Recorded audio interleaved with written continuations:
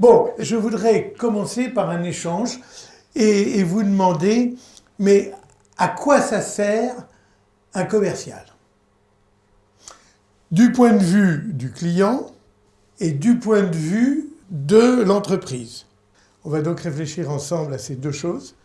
Quelles attentes ont les entreprises de leur équipe commerciale, en clair de vous, et puis qu'attendent les clients. En fait, pour comprendre cette question, il faut son fondement, c'est qu'on peut remplir convenablement une mission que quand on sait ce que l'autre en attend. Or finalement, elle est confiée par deux personnes. D'un côté, une direction, peu importe, commerciale ou générale, d'accord, qui est l'entreprise, qui est celle de l'entreprise, et puis le client. Donc, qu'attendent-ils de nous? Alors là, généralement, je m'assois un long moment, et donc on va commencer par l'entreprise. Alors, ramener les contrats, en clair, vendre. Moi, je vais vous dire un truc. Il y a plein d'entreprises qui vendent sans passer par le ministère de commerciaux. Ce nombre d'entreprises augmente d'ailleurs considérablement, parce que la vente full web, qui est une source formidable d'économie, il faut pas se voiler la face, d'accord? Et quand vous voyez la Société Générale dire qu'elle va réduire de 500 personnes ses équipes de vente, c'est parce que elle veut vendre de plus en plus par le web. Donc, je m'inscris, Sébastien, c'est bien de vous être lancé. En revanche, je m'inscris en faux parce qu'il y a plein d'entreprises qui vendent sans passer par notre ministère. Ah, donc on est mal. Déclencher les envies. Alors, moi, je veux bien, mais je pose la question. Est-ce que, quand Stéphane, ton PDG, te dit « Franck, viens voir un petit peu, bon alors donc ta semaine, là, qu'est-ce que t'as fait ?» Alors, chef, j'ai déclenché un nombre d'envies. Oh, purée de purée, j'ai jamais vu ça. 22 envies, ils sont chauds comme la braise. Lui, il va dire, alors, comme Sébastien, attends, je veux que tu vendes. N'empêche que si je lui disais, dis, j'ai une combine pour que tu te passes de tous tes commerciaux et tes showrooms, est-ce que tu veux qu'on en parle? Il me dirait, oui, ça m'intéresse. Normal. Parce que c'est le poste le plus élevé dans l'entreprise, mais dans toute entreprise, c'est un poste hyper élevé. Donc, c'est pas encore ça. Vous voyez l'intérêt d'ailleurs de vous poser la question. Mais c'est grâce à vos réponses que vous allez tous progresser. Hein. Donc, jetez-vous à l'eau et bravo aux deux plus courageux. Créer un lien entre les... Ah, ça, j'aime bien. Ah, ça, j'aime bien. Bien sûr. Mais bien sûr, vous savez combien ça coûte un entretien? Alors, c'est variable d'une entreprise à l'autre. Hein. Très variable, parce que selon les diplômes et l'éloignement, hein, chez Forventor, c'est 500 €. Donc c'est très chaud. Maintenant, à la Poste, c'est 60 €, d'accord? Parce que le client se déplace, parce que l'entretien se tient dans un bureau, etc. Nous pouvons convenir qu'une des premières choses, c'est que s'il n'y a pas eu de vente, il faut qu'il y ait eu un lien de créé. Je vais même vous dire, le lien, c'est la chose la plus importante pour une entreprise. En France, on est en train de le perdre complètement de vue. On est en train d'automatiser, de numériser la relation client. C'est une, j'allais dire un gros mot, entre nous, je vous aurais dit connerie, mais comme c'est sur Internet, donc je vais dire une ânerie. Mais pourquoi les banques aujourd'hui trouvent leurs clients volatiles? Pourquoi les clients changent-ils aussi facilement de banque? C'est qu'il n'y a plus de relation. Le lien, c'est la chose la plus importante. Et je voudrais vous dire juste un mot pour vous montrer cette importance. En psychologie, on peut s'étonner de voir des gens, et vous en avez certainement dans votre entourage, qui ont du mal à se quitter. Je veux dire, C'est des couples qui se déchirent, ça fait 15 ans, 20 ans, mais qu'est-ce qu'ils foutent ensemble, se dit-on? Eh bien, ce qu'ils font ensemble, c'est que pour pouvoir se séparer, il y a 2 deuils à faire. Le premier deuil, le deuil de la personne. Il est facile. Je l'aimais, je l'aime plus. Je le croyais comme si, en fait, il est comme ça. Il ou elle, hein. Fastoche. Je veux dire, ça va de 1 mois à 3 ans. La déception. Mais après, pourquoi on ne se sépare pas? Eh bien parce que le deuil du lien, qui est le deuxième deuil, est infiniment plus complexe. Le lien, c'est ce qui me relie à la personne. C'est mes enfants, c'est sa famille, c'est les voisins, c'est la réputation. Et ça existe avec les entreprises. Je vais vous dire, du temps déjà lointain, de la privatisation de France Télécom devenue Orange. Les clients voulaient tenter Neuf Télécom à l'époque, SFR, etc. Eh bien, savez-vous qu'ils téléphonaient pour dire est-ce que je pourrais revenir? C'est inouï. Un peu comme une femme qui dirait à son mari « Chérie, je suis tombée folle dingue amoureuse, je voudrais faire un essai pour quelques mois, est-ce que je pourrais revenir ?» C'est exactement ça. D'accord? Donc vous voyez que la force du lien. Et chez Harmonie, on a sur les plateaux les mêmes choses. Il y a des adhérents, le taux de satisfaction chez Harmonie, qui est une mutuelle, est très très très élevé. Et Harmonie reçoit plus de 2 millions d'appels des adhérents pour demander des renseignements, etc.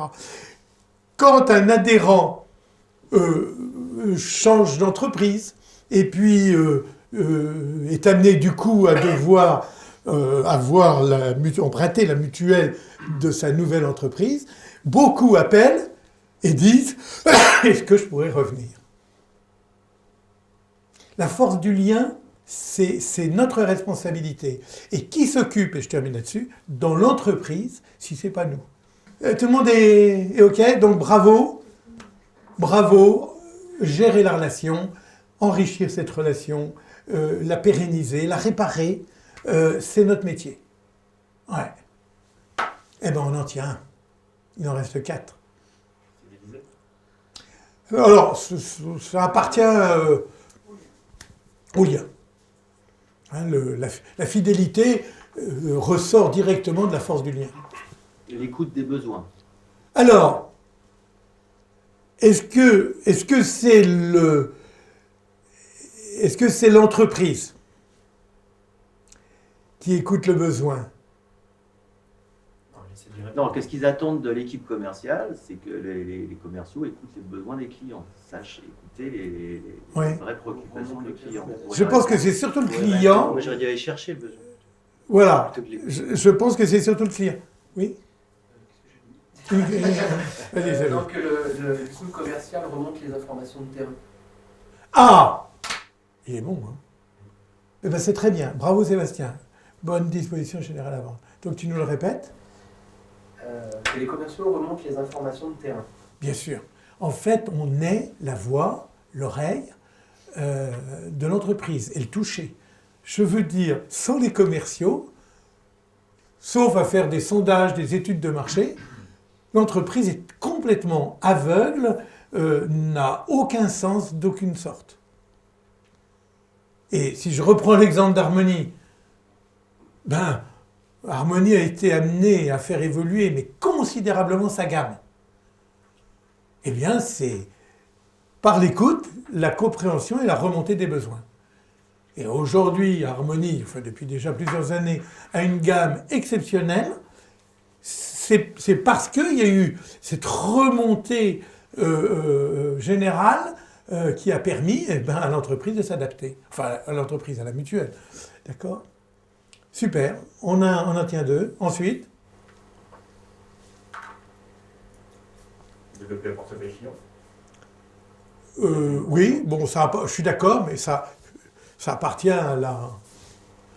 Véhiculer l'image de l'entreprise. Bravo! Valoriser l'image de l'entreprise.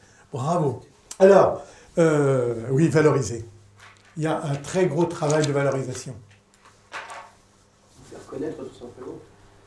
Pas que nous faire connaître. Non, pas que, mais... Voilà, moi je vais vous dire, quand Catherine a un entretien avec un client, on fait des métiers où vous pensez bien que le client ne dit pas « Ah, ben vous êtes bien gentil, tiens, bon, je vais vous confier mon équipe, la semaine prochaine vous avez des dispos ». Si je disais ça, c'est parce que ce que je demande à ma petite équipe, c'est que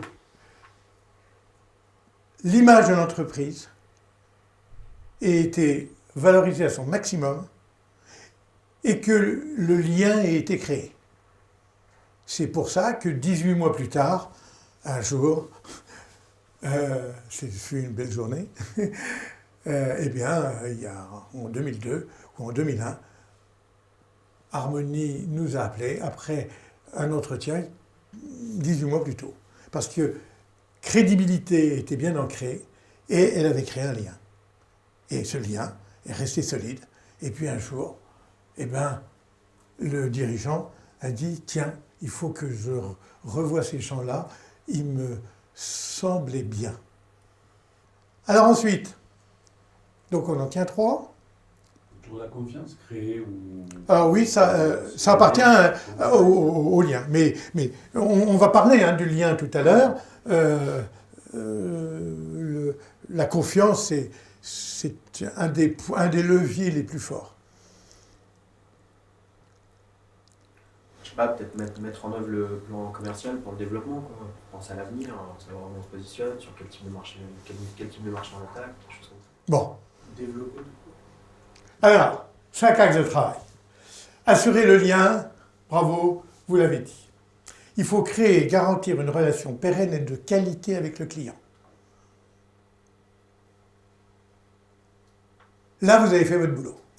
Vous n'avez pas vendu, mais vous avez fait votre boulot. Ça veut dire que quand vous rencontrez quelqu'un, il faut qu'il sorte de cet entretien en disant « Je ne peux pas m'offrir un spa à Clair Azur, c'est ça que j'aurais dû acheter, mais bon, je n'ai pas les moyens, mais c'est vraiment ce qu'il y a de mieux. » Je veux dire, c'est ce que peuvent dire beaucoup de personnes quand elles vont dans des marques prestigieuses automobiles, peu importe, Aston Martin, Ferrari, peu importe, d'accord? C'est vrai que, chapeau. Deuxièmement, valoriser l'image. Asseoir et développer l'image de l'entreprise. Donc, lien avec l'entreprise et lien avec le client. Valoriser l'image de l'entreprise, c'est valoriser le lien avec l'entreprise. Et créer une relation avec le client, c'est plus émotionnel, c'est avec l'homme. Satisfaire. Vous savez que, et c'est ça qui a plu à AFNOR, dans la certification des commerciaux, c'est qu'au fond, vous pouvez mettre en place tous les process qualité que vous voulez. Avec des ISO 9001, tout ce que vous voulez, 14001 bordés de partout. Si à la fin, le commercial vend un produit qui ne correspond pas à l'attente du client, vous fabriquez un client insatisfait.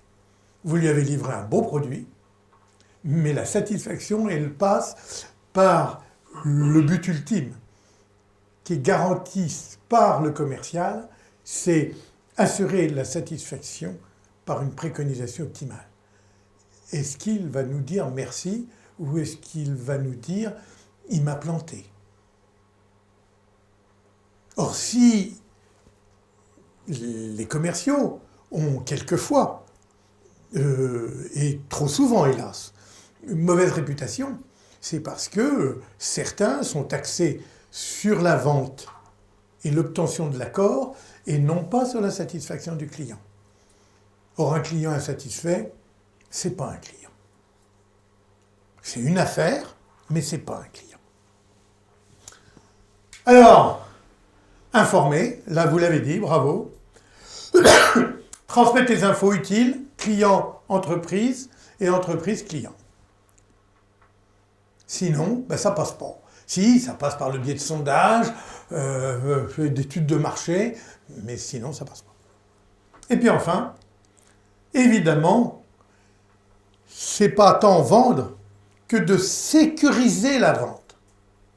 En clair, ce qu'attend une entreprise, je vais employer un mot qui peut surprendre, mais qui est important, c'est que tous les clients prenables soient pris, évidemment avec honnêteté et élégance, ça c'est la règle, la contrainte.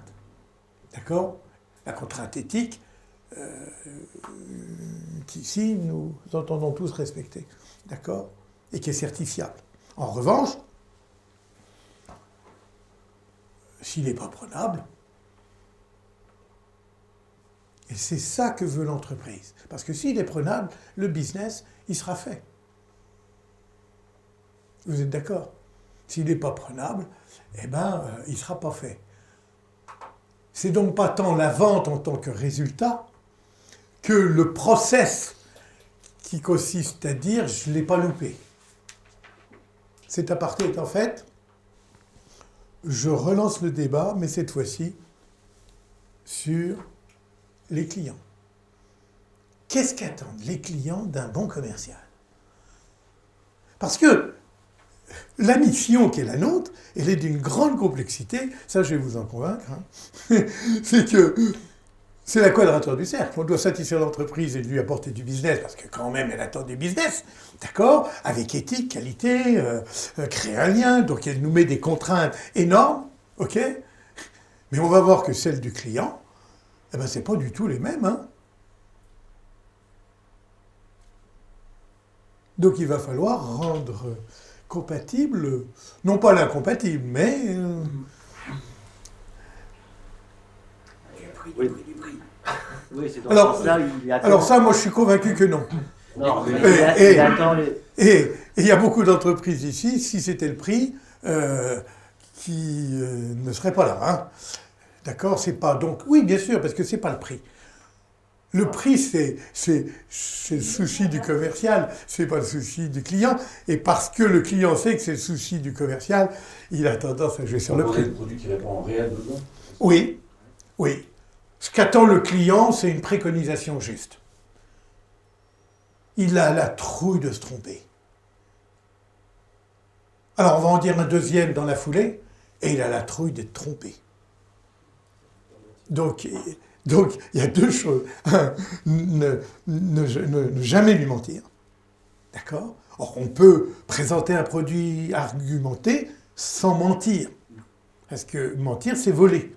D'accord ? Mais ce qu'il attend, et ce sur quoi il donne sa confiance, c'est la certitude que on va lui présenter les performances sans maquiller, sans tricher, les choses. Alors, il sait qu'on est des vendeurs. D'ailleurs, dans le magasin,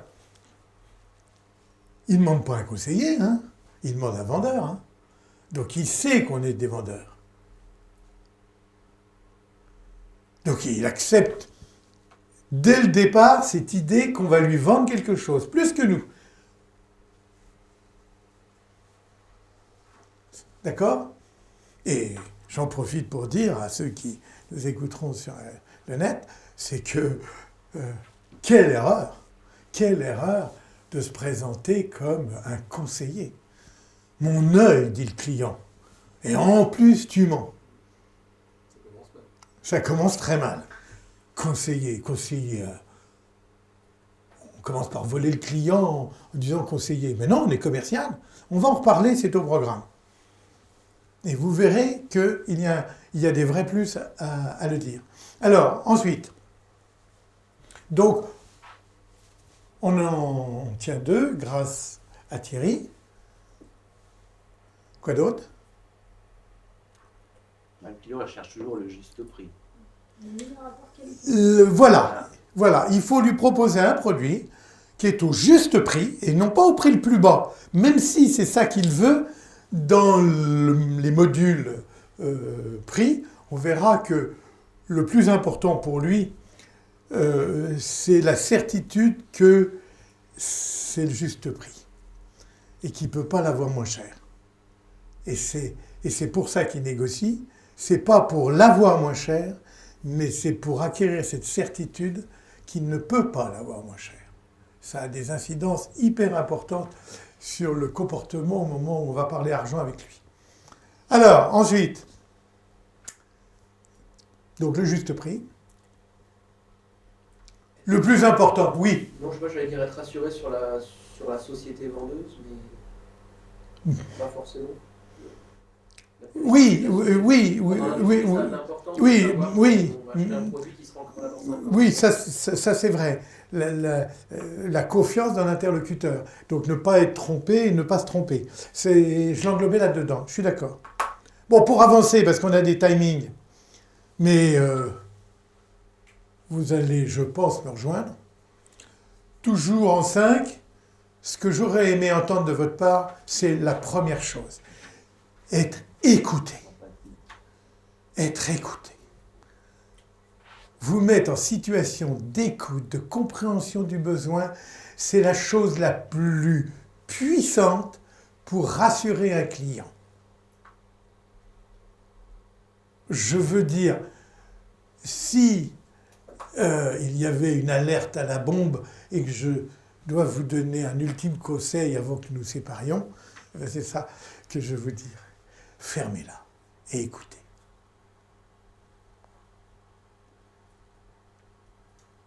Un entretien, chez nous, ça dure 2 heures. Chez nous, avec un client, 1h30, 2 heures, voilà, d'accord.